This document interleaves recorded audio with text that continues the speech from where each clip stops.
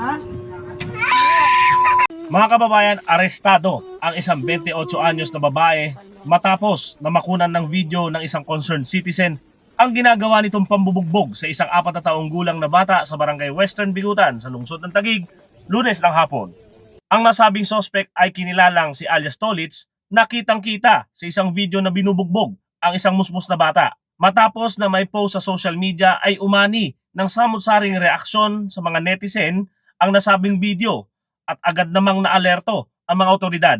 Ayon kay Police Captain Ibralen de Los Angeles Jain, hepe ng Women's and Children's Protection Desk ng Taguig City Police Station, ang nasabing suspect ay nahuli ng Substation 2 matapos na humingi ng tulong ang tiyuhin ng bata sa kapulisan. Ayon din sa nasabing opisyal, tumanggi ang ina ng bata na magsampa ng kaso sa kanyang partner, kung kaya ay maisasama ito sa direktang kakasuhan sa paglabag ng Section 10 Paragraph A ng Republic Act 7610 kaugnay ng kapabayaan at pang-aabuso sa mga bata. Ang suspect naman ay mahaharap sa kaso din na paglabag sa Republic Act 7610 o Child Abuse.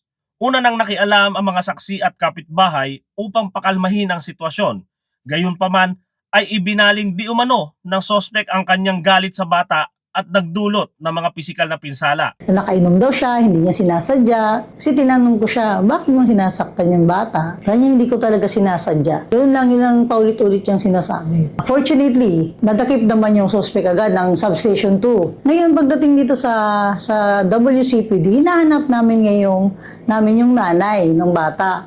Wala. Nasabi sa barangay na hindi siya willing na idemanda yung kanyang kinakasamang nanakit doon sa bata. Kaya ngayon ay at large po yung nanay kasi sasampahan namin siya ng kaso. Dapat kasi siya ang unang magtanggol sa kanyang anak. Ligtas at nasa maayos na kondisyon ang biktima na naibigay ang kustudiya sa Taguig City Social Welfare and Development Office para sa wastong interbensyon.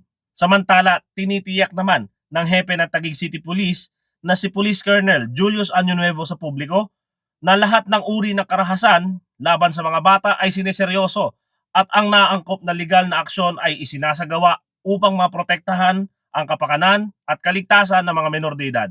Gayunpaman ay tumanggi ang suspect na humarap sa kamera at magbigay ng kanyang salaysay.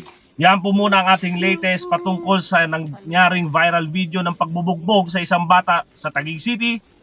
Vince Lopez, Manila Standard.